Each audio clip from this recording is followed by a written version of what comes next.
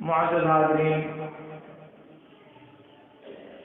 امام احمد نے مسند میں ایک حدیث بسند صحیح روایت کیا ہے۔ انس بن مالک رضی اللہ تعالیٰ عنہ کہتے ہیں کہ ایک دن ہم لوگ اللہ کے رسول صلی اللہ علیہ وسلم کے پاس بیٹھے ہوئے تھے۔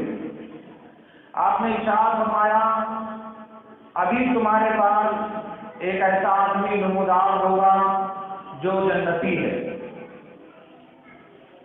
آپ کے فرمانے کے تھوڑی دیر کے بعد ایک انصاری صحابی وہاں سے گزرے۔ اس کے بعد دوسرے دن پھر ہم لوگ نبی صلی اللہ علیہ وسلم کے ساتھ بیٹھے تھے۔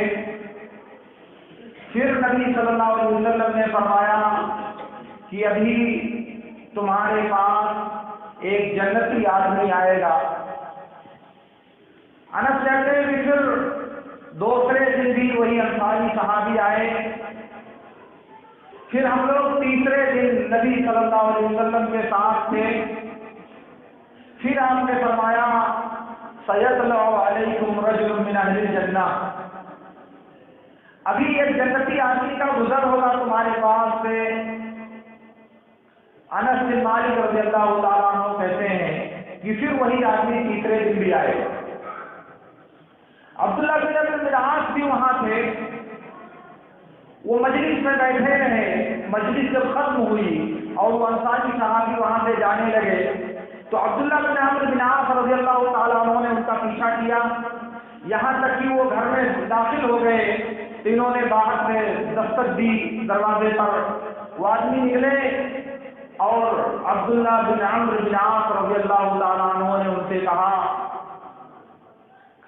کہ میرا اپنے گھر میں میرے باپ سے کچھ جھگڑا ہو گیا ہے اور میں نے قسم کھا لیا ہے کہ میں 3 دن تک گھر میں رات نہیں گزاروں گا، تو کیا آپ 3 دن کے لیے مجھے اپنے گھر میں پناہ دے سکتے ہیں؟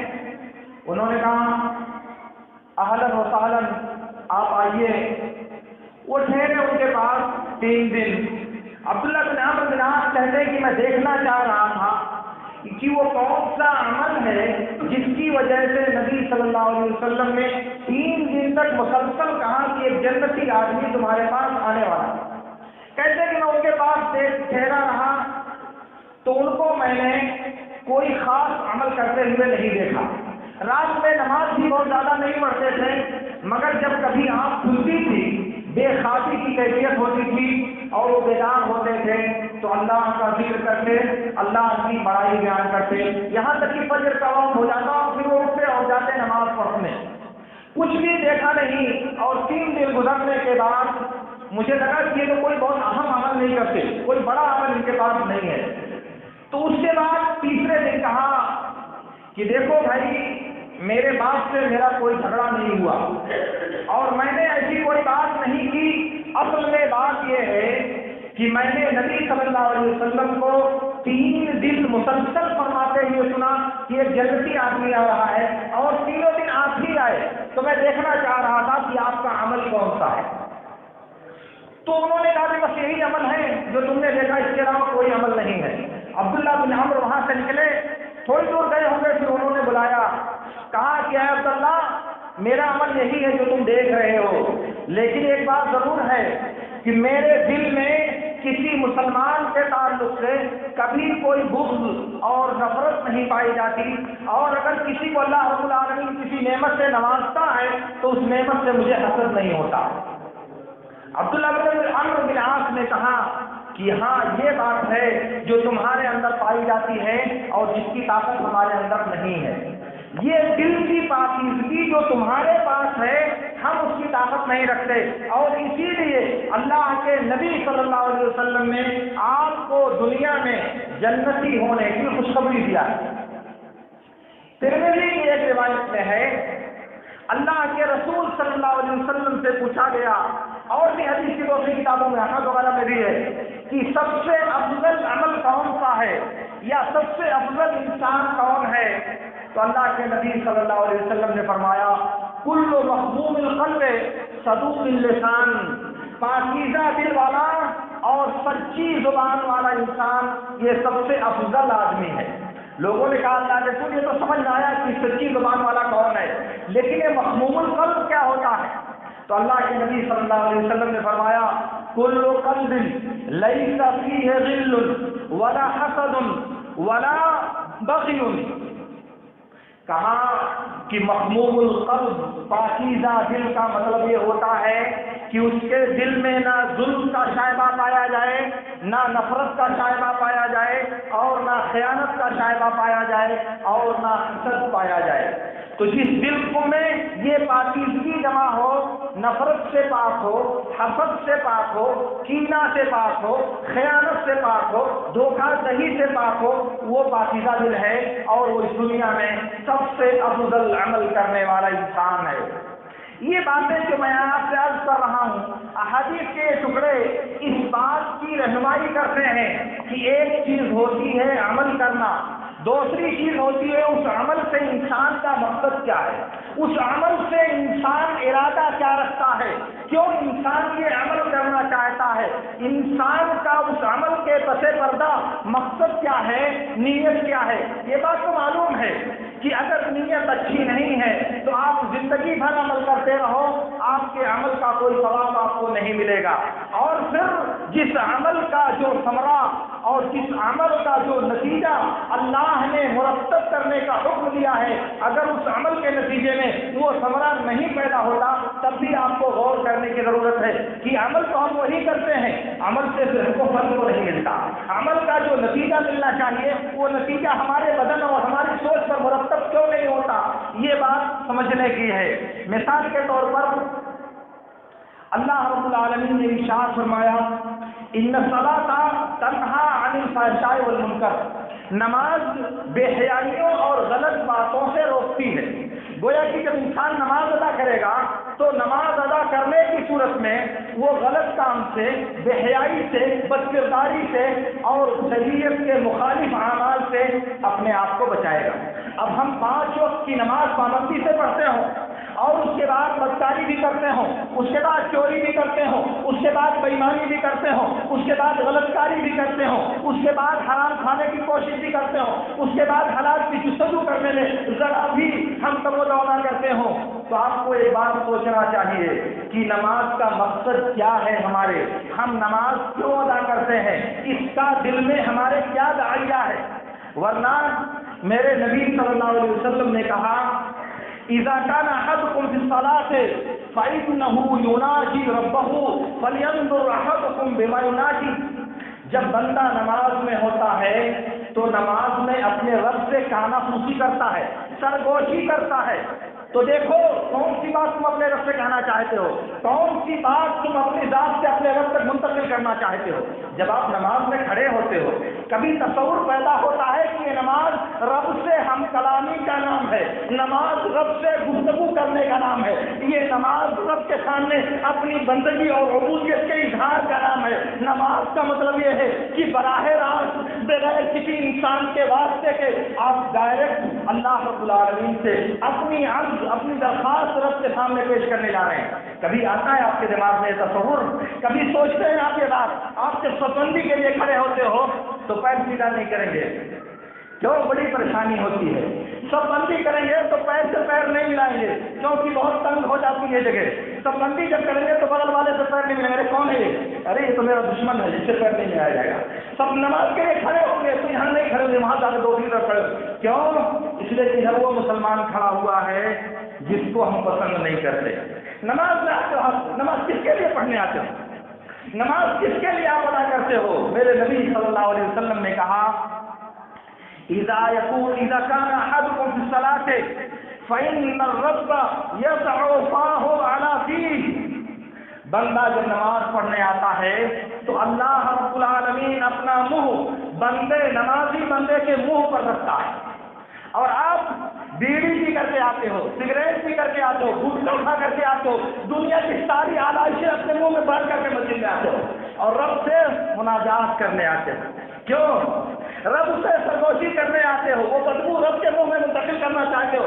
شرم نہیں آتی رب العالمین سے؟ عبادت تو آپ کرتے ہو، نماز کی پابندی آپ کرتے ہو، لیکن نماز کا جو مقصد ہے وہ کبھی آپ کے دل میں کھٹکتا ہے؟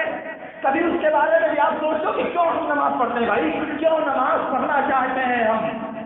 تو میرے کہنے کا مطلب ہے ایک چیز ہے عمل جو بدن سے انجام دیا جاتا ہے، ہاتھ پیر اور منہ سے ادا کیا جاتا ہے، لیکن دوسری چیز ہے اس عمل کا مقصد، اس عمل کے پیچھے انسانیت کی سوچ اور انسان کا ارادہ کیا ہے۔ رب العالمین نے کہا یا ایھا الذین آمنوا کتب علیکم الصیام کما کتب علی الذین من قبلکم لعلکم تتقون۔ روزہ اس لیے فرض کیا گیا ہے تاکہ تمہارے اندر اللہ کا ڈر، اللہ کا خوف اور تقویٰ کی صفت پیدا ہو۔ اب روزہ رکھے انسان، روزہ رکھنے کی حالت میں اگر اللہ کا خوف نہ پیدا ہو، پورا مہینہ گزر جانے کے بعد اللہ کا تقویٰ حاصل نہ ہو، تو مقصد حاصل ہوا روزے کا؟ پایا ہم نے مقصد روزے کا؟ اللہ رب العالمین نے کہا اپنے پیغمبر سے خذ من اموالہم صدقۃ تطہرھم وتزکیھم بہا، اے پیغمبر آپ ان کے مالوں کی زکات لیجئے، اس کے ذریعہ آپ ان کو پاکیزہ اور ان کو پاک اور صاف کریں گے، ان کے نفوس کا تزکیہ کریں گے، ان کے اموال کی تطہیر کریں گے۔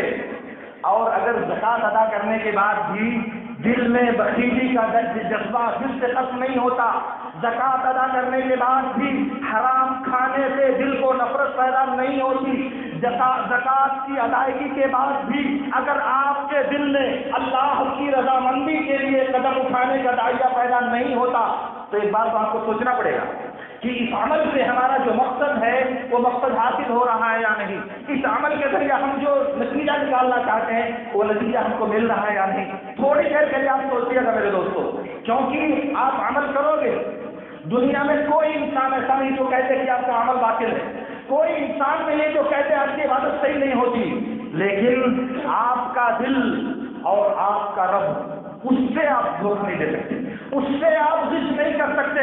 وہ دیکھ رہا ہے کہ آپ نماز پڑھنے آئے ہو کیوں، آپ عمل کر رہے ہو کیوں، کیا مقصد ہے۔ تو میں جو بات آپ سے کہنا چاہتا ہوں میرے دوستو، وہ ہے آپ کے اپنے دل کی پاکیزگی، آپ کے اپنے دل کی طہارت، اس پر دھیان دینے کی ضرورت ہے۔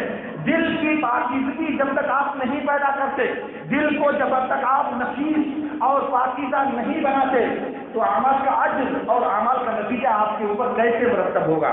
ذرا سوچیے آپ، کوئی بھی عمل جو آپ انجام دیتے ہیں، اس عمل کے نتیجے میں جو بات آپ کو حاصل ہوتی ہے، وہ عمل یا وہ نتیجہ آپ کبھی اس پر غور کرتے ہیں؟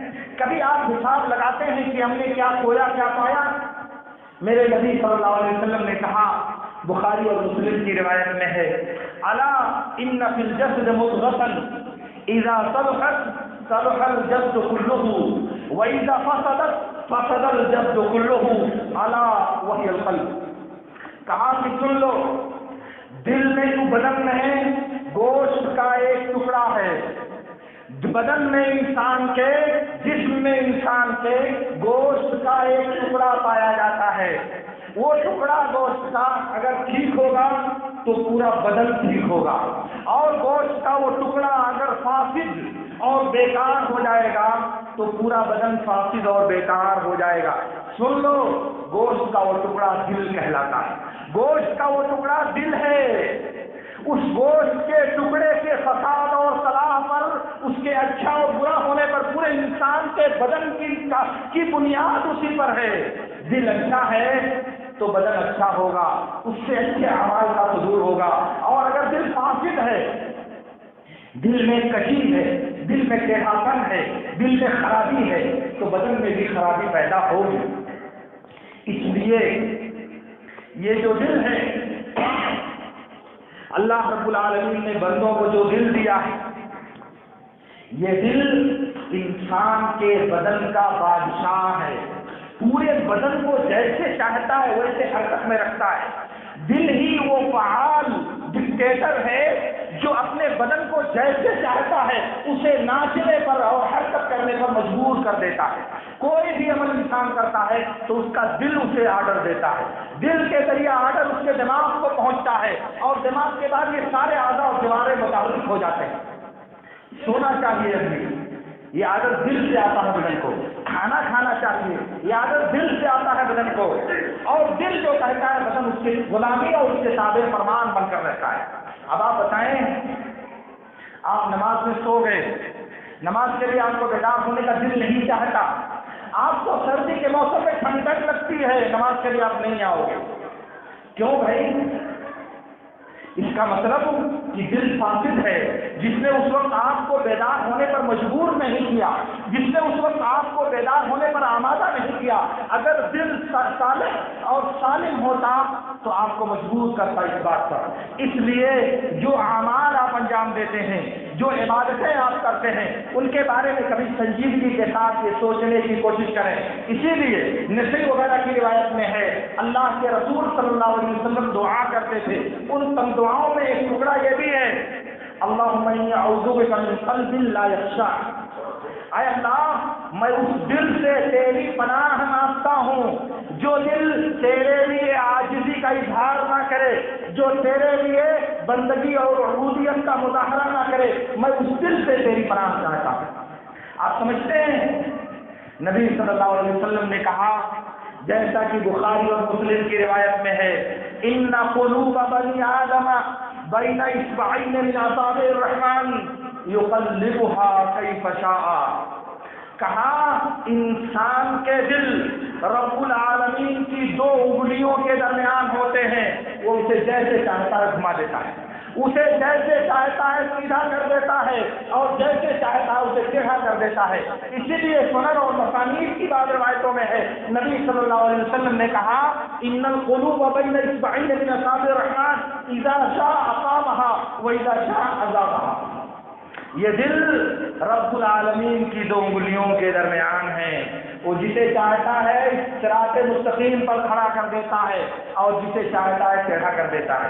یہ دل جس کا لفظی ترجمہ عربی زبان میں قلب سے ہے، اور قلب کے معنی عربی زبان میں ہوتے ہیں الٹنے اور پلٹنے کے، جس کے معنی ہوتے ہیں نیچے اور اوپر ہونے کے، اور چونکہ دل یہ انسان کا پلٹتا رہتا ہے، کبھی ایمان کی ایک کیفیت پر اور کبھی کفر کی دوسری کیفیت پر، کبھی طاعت کی ایک کیفیت پر تو کبھی کسی دوسری معصیت کی کیفیت پر اسے سرور اور خوشی محسوس ہوتی ہے۔ جی ہاں میرے دوستو، صحیح مسلم کی روایت میں ہے، انس بن مالک اور ابو ہریرہ اور دیگر صحابہ کرام سے مروی ہے، حنظلہ غسیل الملائکہ اللہ کے رسول صلی اللہ علیہ وسلم کے پاس تھے، بیٹھتے تھے آپ کے ساتھ، گفتگو کرتے تھے، اور ایک دن گھر گئے، آپ کی مجلس سے گھر گئے، گھر جانے کے بعد عجیب بے چینی کی کیفیت محسوس کیا، عجیب اضطراب کی کیفیت محسوس کیا، کہا بھائی میں تو منافق آدمی ہوں، نافق حنظلہ منافق آدمی ہے، یہ مومن نہیں ہو سکتا۔ وہاں سے بے چین ہو کر واپس پلٹ آئے، راستے میں ابوبکر صدیق رضی اللہ تعالیٰ عنہ ملے، کہا کیا بات ہے حنظلہ؟ کہا کہ حنظلہ منافق ہو گیا۔ کہا معاملہ کیا ہے؟ کہا بات اصل میں یہ ہے، جب ہم نبی صلی اللہ علیہ وسلم کے پاس ہوتے ہیں، آپ ہمارے لیے جنت اور جہنم کا تذکرہ کرتے ہیں، آپ ہمارے لیے شریعت بیان کرتے ہیں، تو ایسا لگتا ہے کہ جنت اور جہنم ہم اپنی آنکھوں سے دیکھ رہے ہیں، لیکن جب گھر جاتے ہیں، بیوی بچوں میں مشغول ہوتے ہیں، کسبے دنیا میں مشغول ہوتے ہیں، تو یہ کیفیت چلی جاتی ہے۔ تو ابوبکر نے کہا میں بھی ایسا محسوس کرتا ہوں۔ ابوبکر نے کہا میری بھی یہی کیفیت ہوتی ہے۔ اس کے بعد دونوں دربار نبوت میں حاضر ہوئے۔ ابوبکر صدیق اس روئے زمین پر انبیاء کے بعد ان سے افضل انسان نہ کوئی پیدا ہوا ہے اور نہ قیامت تک کبھی پیدا ہوگا۔ وہ کہہ رہے ہیں کہ یہ کیفیت میرے دل میں بھی آتی ہے، لیکن ہم ماشاءاللہ ہمارے دل میں کبھی یہ کیفیت پیدا نہیں ہوتی۔ کون سا ایمان ہے ہمارا؟ سنو میرے دوستوں، میں عرض کرتا ہوں آپ سے، جب حنظلہ دربار نبوت میں ابوبکر صدیق رضی اللہ تعالیٰ عنہ کے ساتھ حاضر ہوئے تو بیان کیا اللہ کے رسول حنظلہ منافق ہو گیا۔ کہا کیا بات ہے؟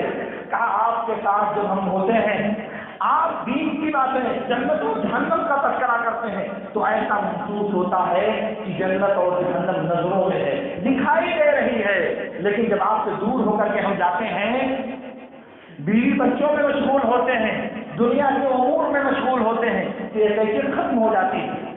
تو اللہ کے رسول صلی اللہ علیہ وسلم نے کہا یا حنظلہ لو کنتم کما تقول عندی لصافحتکم الملائکۃ والطرق ولکن ساعۃ وساعۃ یا حنظلہ، کہا کہ اگر تم اسی کیفیت پر باقی رہو جیسے تم میرے پاس ہوتے ہو تو راستوں میں فرشتے تم سے مصافحہ کریں گے، تم سے ہاتھ ملائیں گے، لیکن حنظلہ گھڑی اور گھڑی کی یہ بات ہے، کبھی یہ گھڑی ایمان اس درجے میں ہوتا ہے اور کبھی کسی گھڑی میں یہ ایمان اس درجے میں پہنچتا ہے جو تم اپنے گھر میں محسوس کرتے ہیں۔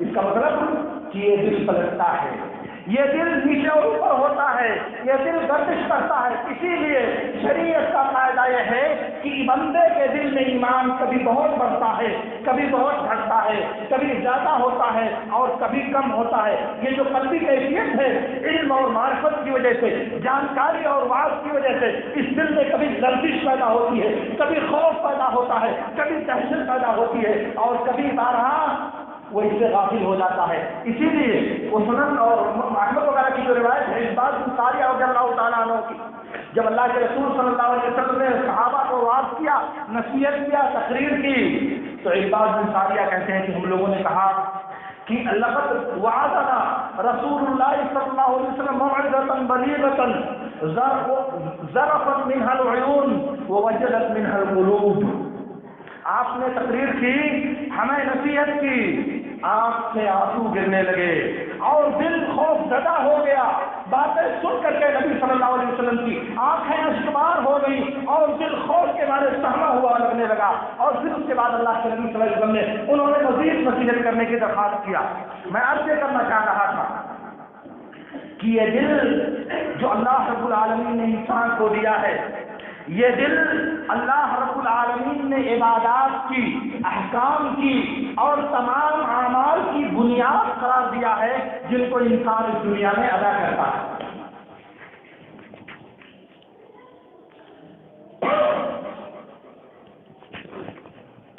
میرے دوستو،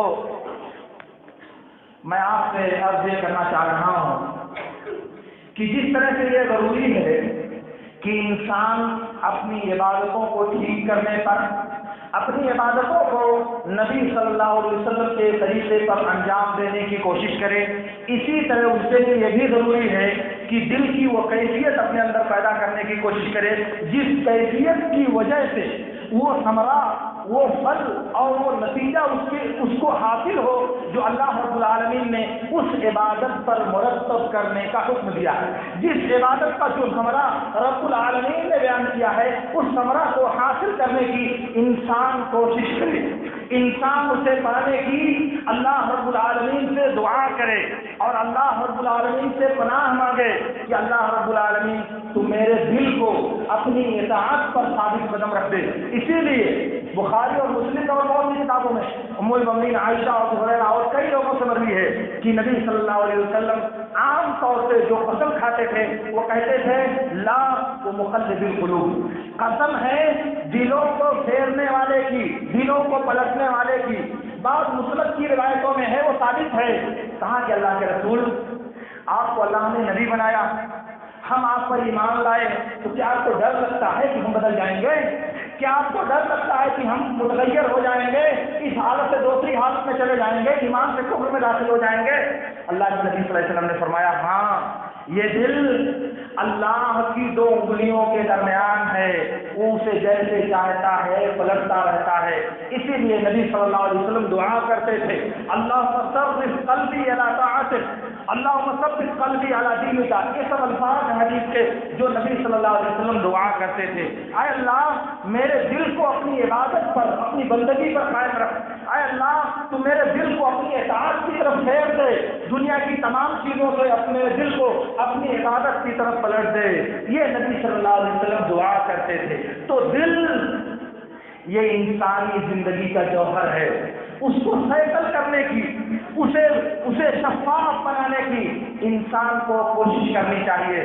صحیح مسلم کی ایک روایت میں ہے اللہ کے رسول صلی اللہ علیہ وسلم نے ارشاد فرمایا تعرض الفتن على القلوب كالحصير عودا عودا فإذا عرضت فتنة فقبلها نكت فيها نكتة سوداء وإذا أنكرها نكت فيها نكتة بيضاء حتى فلا ينحرف او فلا يزيغ حتى تقوم الساعة او ما دامت السماوات والارض. روایتوں میں کہا کہ فتنے آزمائشیں انسان کے دلوں پر رفتہ رفتہ پیش کی جاتی ہیں، جیسے چٹائی بننے کے لیے لکڑی ایک ایک کر کے اس پر رکھی جاتی ہے. یعنی دھیرے دھیرے جب چٹائی بننا ہوتا ہے تو جس سے چٹائی بنی جاتی ہے لکڑی یا جو بھی کہنے گھاس، وہ ایک ایک کر کے اس میں اس کو بنا جاتا ہے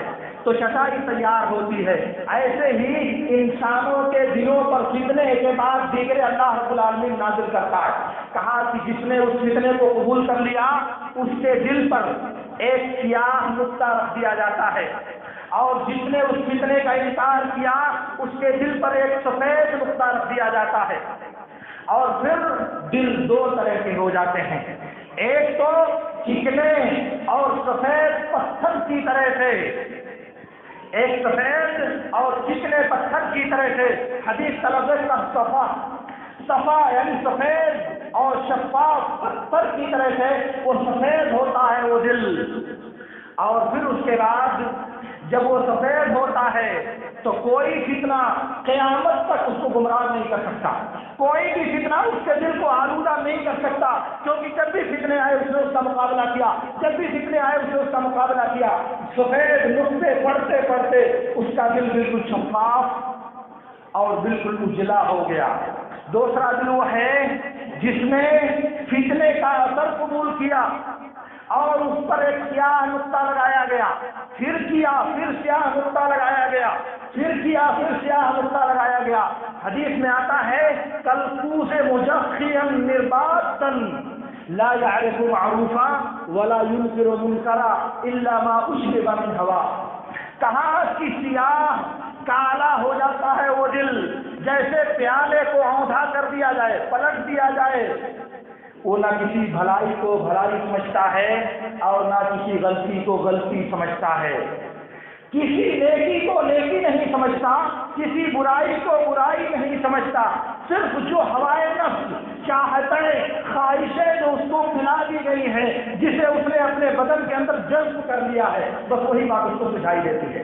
اپنی خواہش کی بات، اپنی چاہت کی بات، اپنے مطلب کی بات اسے سنائی دیتی ہے.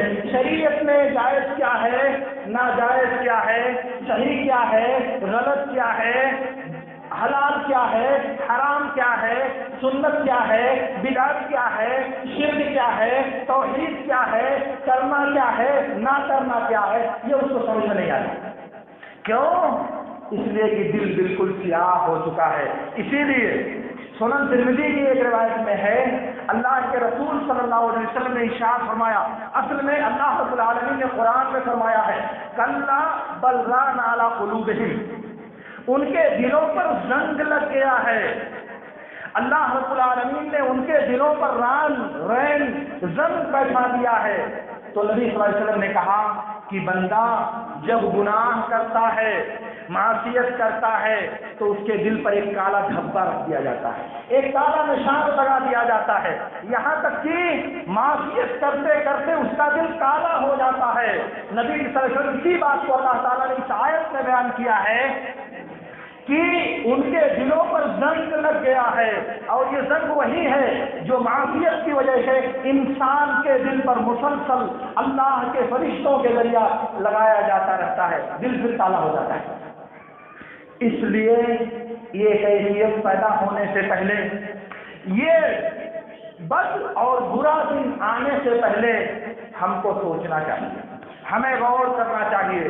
تو بات میری شروع یہ ہوئی تھی کہ انسان کا جو دل ہے اس دل پر انسان کو نظر رکھنی چاہیے کہ جو عمل وہ انجام دیتا ہے اور وہ عبادت جو کرنا چاہتا ہے، اس عبادت سے اس کا مقصد کیا ہے، وہ کیوں کرنا چاہتا ہے، اور جب کرتا ہے وہ عبادت تو اس عبادت کے نتیجے میں اس کا ثمرہ، اس کا پھل اس کو ملتا ہے یا نہیں. اس پر انسان کو غور کرنا چاہیے اور اپنے دل کو آلائشوں سے، گندگیوں سے، معصیت کی تاریکیوں سے اور نافرمانی کی سیاہیوں سے اپنے آپ کو بچانے کی کوشش کرنی چاہیے. یہ ہماری اور آپ سب کی ذمہ داری ہے. اس لیے یہ دل آپ اسے معمولی مت سمجھیں میرے دوستو.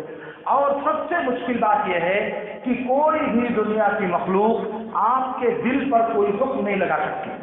کوئی بھی دنیا کا انسان آپ کے دل کے بارے میں کوئی فیصلہ نہیں کر سکتا. یہ ایسی پوشیدہ بات ہے جو آپ کے اور آپ کے رب کے درمیان ہوتی ہے. خود آپ کو طے کرنا ہوتا ہے، خود آپ کو سوچنا ہوتا ہے، خود آپ کو فیصلہ کرنا ہوتا ہے کہ اس عمل سے میری نیت کیا ہے، میرا ارادہ کیا ہے. آپ تو اعمال ادا کر رہے ہیں، اعمال کی جو ظاہری شکل ہے اس پوری شکل کو آپ پورا کرنے کی کوشش کرتے ہو. اور یہ مطلوب ہے اسلامی شریعت میں کہ جو شکل نبی نے دکھائی ہے اس شکل کو اپنانے کی کوشش کی جائے کسی بھی عمل کی. لیکن اس عمل کے نتیجے میں دل کی جو کیفیت ہونی چاہیے، دل کی جو آمادگی ہونی چاہیے، دل کا جو استحضار ہونا چاہیے، اس عبادت کی ادائیگی کے وقت دل کو اس عبادت میں جس طرح محو مگن ہونا چاہیے وہ کیفیت پیدا کرنے کی آپ کو ضرورت ہے. اسی لیے جب دل میں وہ کیفیت پیدا ہوتی ہے تو آپ گھر میں بستر پہ ہوتے ہیں اور نبی صلی اللہ علیہ وسلم اپنی مجلس میں آپ کے جنتی ہونے کی بشارت دیتے ہیں. ابھی جنتی آدمی تمہارے پاس آئے گا. کیوں؟ دل پاکیزہ ہے، دل شفاف ہے، دل آلودہ نہیں ہے، دل میں میل نہیں، دل میں گندگی نہیں، دل میں نفرت نہیں، دل میں بغض نہیں، دل میں حسد نہیں. ایسے لوگوں کو اللہ رب العالمین کی طرف سے جنت کی بشارت دنیا میں دی جاتی ہے. آپ کبھی کوشش کریں کہ اپنے آپ کو اس بشارت کا مستحق بنائیں، اللہ کی اس بشارت کا اپنے آپ کو حقدار بنائیں. بڑی بات نہیں ہے، بہت معمولی چیز ہے، بس کمی ہے عزم کی، ارادے کی. آپ ارادہ کر کے دیکھو، کوشش کرو، اللہ رب العالمین آپ کو ضرور کامیابی دے گا. لیکن آپ دنیا کی آلائشوں میں ایسے ملوث رہو، دنیا کی آزمائشوں میں ایسے مبتلا رہو اور کوشش نہ کرو اور اللہ رب العالمین اپنی طرف سے آپ کو پاکیزگی دے دے تو ایسا نہیں ہوتا. وَلَيْسَ الْإِنسَانُ إِلَّا مَا سَعَىٰ. جب کوشش کرو گے تو اللہ تعالیٰ مدد نازل کرے گا.